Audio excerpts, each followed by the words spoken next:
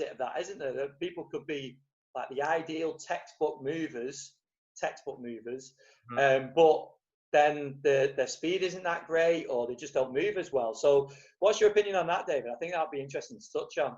Yeah, it's a tricky conversation, isn't it? It's a tricky one because there's no right or wrong, and hopefully people start to realize that, because there's these coaches on Instagram and stuff who will shout that there's one way, and that's just clearly not the case. There's just not one way, and that's that shouldn't be even a conversation that people are having anymore.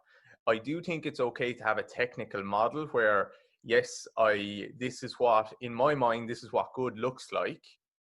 But then we have to realize that there's a spectrum along that, and there's someone's unique nervous system and unique body with an injury history, and there's self-organization going to happen.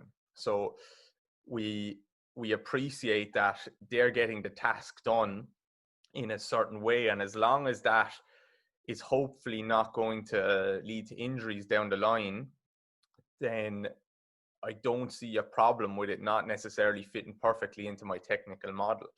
The issue is, if we don't have a technical model that we think this is what good looks like, then we're just throwing shit at the wall and hoping that something sticks, because we're not moving people towards something that would hopefully be efficient and effective. So I think I probably sit on the fence in that conversation where I can see both sides.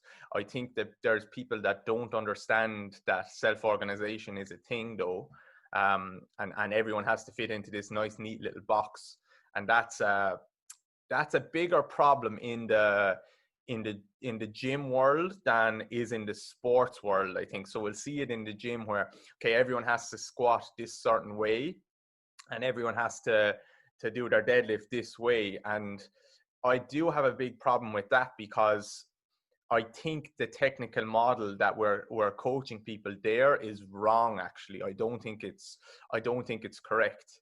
I think that we're coaching people to almost always be in an big anterior tilt at the pelvis, and almost always have a big flare at the ribs, and a chest that's up, and an extension through hyperextension through the lumbar spine, and an extension through the thoracic spine.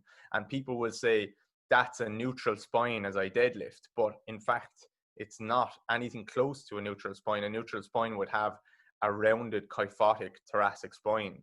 So we'll see that. And if you just look at people who spend a significant amount of time in the gym, strength and conditioning coaches being one, they're the people who fit the technical model perfect. So their squat looks amazing, their deadlift looks amazing, their bench press, every single thing they do, it looks amazing as regards to, I'm ticking the boxes of that technical model.